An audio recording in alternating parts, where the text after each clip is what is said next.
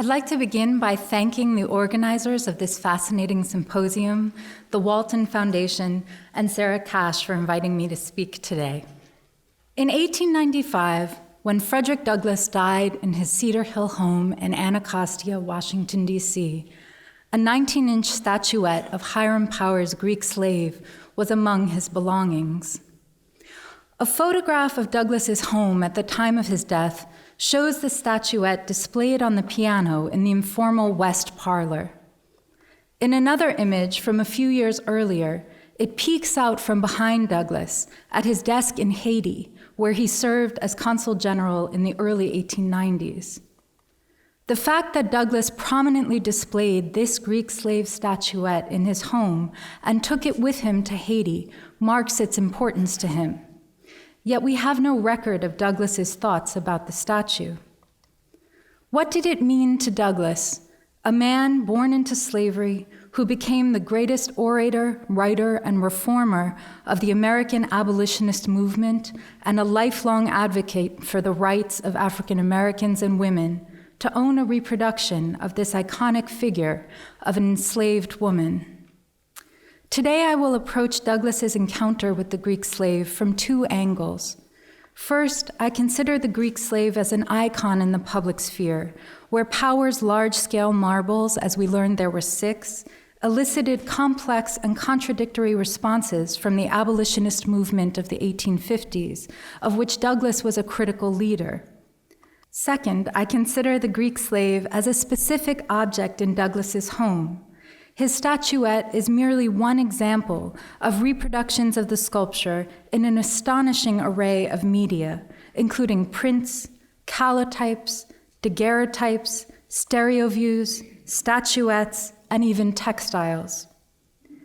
Produced for the private domestic spaces of the home, these objects shaped intimate encounters with the Greek slave for vast and varied Victorian audiences. Through a daguerreotype, a picture, and a quilt, I ask what such sculptural reproductions said about the Greek slave at the level of their materials, form, and tactile experience. Finally, I return to Douglass's statuette to consider what his particular reproduction might tell us about its meanings. The Greek slave became an iconic work catapulted to international fame and popularity at London's Great Exhibition of 1851. Critics extolled the sculpture as an artistic achievement of the highest order, remarking on its overwhelming beauty and evocative naturalism. As the centerpiece of the American exhibition, the statue was lauded as a specimen of American progress among industrialized nations on the world stage. The figure was also praised as an icon of Christian virtue and feminine modesty. As was widely known, the statue represents a Christian woman captured during the Greek War of Independence in the 1820s and displayed for sale in a Turkish slave market. Although the statue's naturalistic nudity was shocking and even controversial for some Victorian audiences, as we have heard, others argued the figure was clothed in Christian piety and called forth in the moral viewer only feelings of horror and condemnation of slavery. Commentators immediately recognized the statue's implicit connection to the millions of people laboring under chattel slavery in the United States, as well as the ways it obfuscated the racial dynamics of that system of enslavement. A widely reprinted cartoon in the British magazine Punch satirized the Greek slave as a disavowal of American slavery and, more pointedly, its racial structure. John Tenniel depicts a Black female figure in the pose of the sculpture, her lower half covered in drapery and her hands shackled to a post draped in the American flag. The caption reads, "The Virginian slave, intended as a companion to Power's Greek slave." Douglass was certainly aware of the Greek slave's complex and contradictory relationship to the movement for abolition of American slavery. In 1850, he published a letter in his North Star paper from a fellow abolitionist who had seen one of Power's marble originals on tour in Rochester, New York, and described it as a potent icon of injustice, one that condemned all slave mongers, quote, be their names Hassam, Salim, James, Judas, or Henry, their country Algiers or Alabama, Congo or Carolina, the same. Douglass also knew of the widely publicized protest by formerly enslaved activists William Wells Brown and William and Ellen Craft just 1 year earlier at the site of the statue's display in London. Brown and the Crafts joined with white British reformers to walk through the Great Exhibition, arm in arm, loudly discussing slavery. When they arrived at the sculpture, Brown deposited the Punch cartoon within the railing, declaring, as an American fugitive slave, I place this Virginian slave by the side of the Greek slave as its most fitting companion. For this anti-slavery group, the sculpture demanded active performance to claim it as a site for the abolitionist cause. Some abolitionists found the figure to be an affecting condemnation of slavery. To others, as an emphatically white, ideal body, the Greek slave dangerously obscured slavery's racialized reality, leaving anti-Black racism intact. Operating within and fostering these discussions, Douglass surely understood both the utility and the deficiency of the Greek slave as a symbol for the abolitionist movement. I turn now to the private display and consumption of the Greek slave in Victorian homes, Douglass is among them, and what we might call the political materiality of such sculptural reproductions. Domestic objects such as this daguerreotype, picture, and coverlet offered intimate encounters with the Greek slave as desirable commodities representing a popular work of art. We cannot assume that their makers or consumers set out to make an explicit political statement. Indeed, although the Greek slave was a central figure of political debate in the mid-19th century, in many American contexts, the sculpture carried no abolitionist valence at all. In the years before the Civil War, Power's full-scale marble replicas were displayed to acclaim in southern cities, such as New Orleans, and reproductions were popular on both sides of the Mason-Dixon line. Godey's Ladies' Book, a studiously unpolitical magazine, recommended that a statuette of Power's figure, like the one Douglass owned, quote, should be found on the toilette of every young lady. This disconnection is powerfully captured on a single page of the Annapolis Gazette, published in Maryland in December 1854. The top of page 3 advertises the Greek slave as a raffle prize for the Cosmopolitan Art Association. At the bottom, an announcement runs for the sale, quote, Friday the 12th day of January next, of a Negro woman named Nellie, about 20 years of age, a slave for life.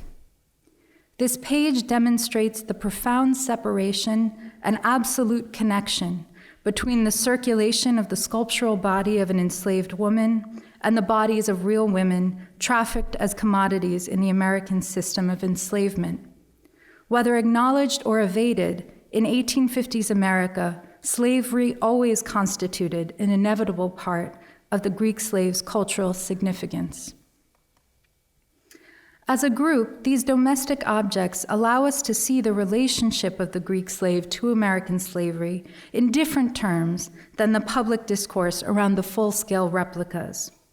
By virtue of the sensuous experience afforded by their form, scale, materiality, these objects, like the page in the Annapolis Gazette, map implicit links between the shackled sculptural body and the bodies of enslaved people.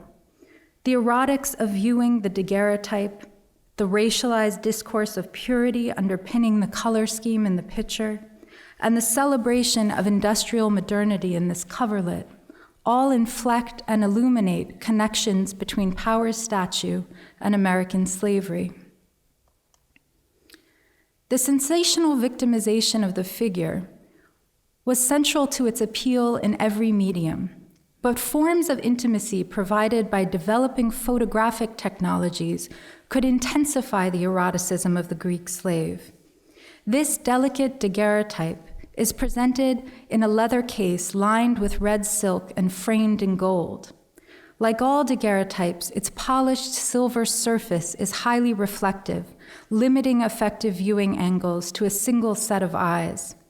The best viewpoint is often achieved by cradling the encased work in one's hands. Viewing the hand-sized object inevitably becomes an intimate experience, and in such a context, the private display of the Greek slave's controversial nakedness might kindle its erotic, even quasi-pornographic potential. As the viewer towers giant-like over tiny works of art, the difference in scale might provoke feelings of dominance. The qualities of access, intimacy, and even mastery embedded in the private, individual consumption of sculpture through new photographic technologies accentuates the sexual objectification and extends the eroticism of the Greek slave. Upon closer examination, however, it is clear that the daguerreotype does not depict one of the 6 full-scale marbles produced by Powers. Note the difference in the chains. Rather, this is a photograph of a statuette. It would have been much easier for photographers in American cities to access small statuettes than the full-scale marbles. Statuettes of the Greek slave were produced with varying degrees of fidelity to Powers' originals in a range of materials, from alabaster and high-quality Parian porcelain to plaster copies that might be found for a shilling. As one commentator remarked, these cheaper reproductions enabled the home of the laborer to be ornamented as well as the palace of the millionaire. Of course, parsing the quality of reproductions allowed distinctions to be made among their purchasers in terms of taste and class.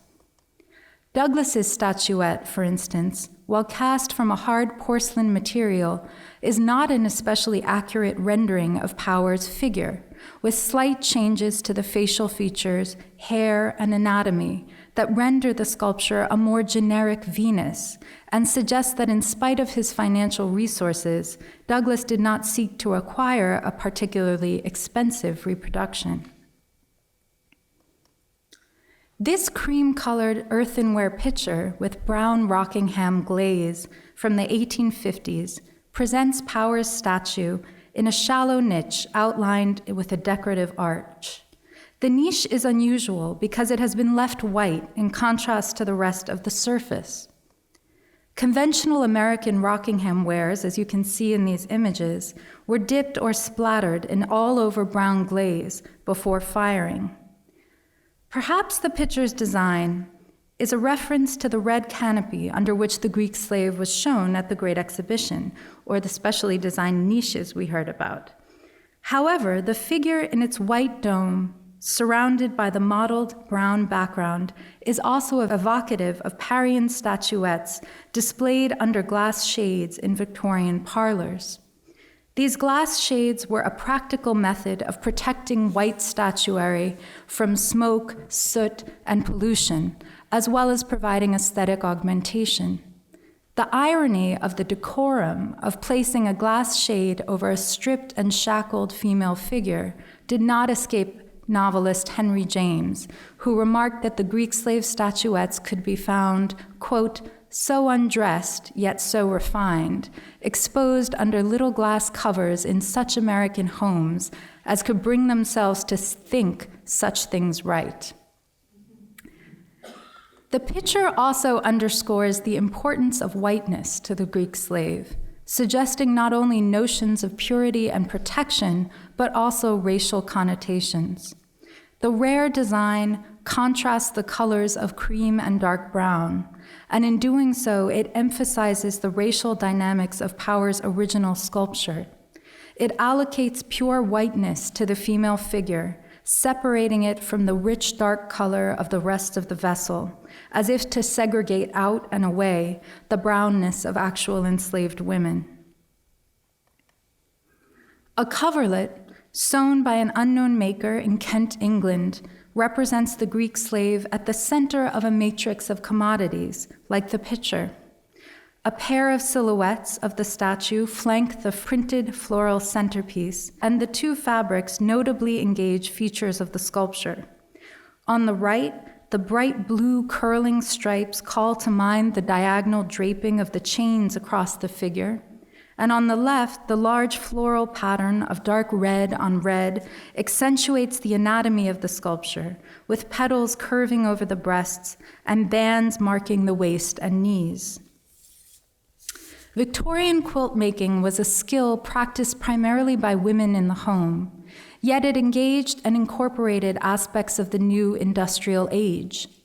Many quilt makers from the industrial middle class employed plentiful and affordable printed cotton fabrics, like those in this coverlet, made available by the rise of British textile manufacturing early in the century. The fabric silhouettes function less as copies of a unique sculptural object and more as playful riffs on a dematerialized image available for reproduction in any material imaginable. At the level of its materials, the coverlet also connects to the system of slavery that underpinned the expanding industrial world. The rise of the cotton textile industry in 18th century Britain was enabled, and in large part, by the importation of cotton from the slave plantations in British Caribbean colonies and the American South. By the late 1850s, when this coverlet was made, the United States accounted for 77% of the cotton consumed in Britain. Looking at this coverlet, we can think of the hands of its seamstress, but we can also think of the hands of laborers in cotton fields and in textile factories whose work is present here. The quilt reminds us that the question of slavery and modernity is not posed by the iconography of the Greek slave alone. Transatlantic slavery was fundamental to the rise of industrial modernity celebrated at the Great Exhibition, and the culture of reproduction that made the Greek slave a quintessential domestic commodity in the 19th century. Such a connection between slavery and industrial modernity was not lost on Frederick Douglass. In a speech delivered in New York on the 23rd anniversary of West Indian emancipation in 1857, he laid out the connection between slavery and industrial development in the Atlantic world. We hear and read much of the achievements of this 19th century, and much can be said, and truthfully, of them.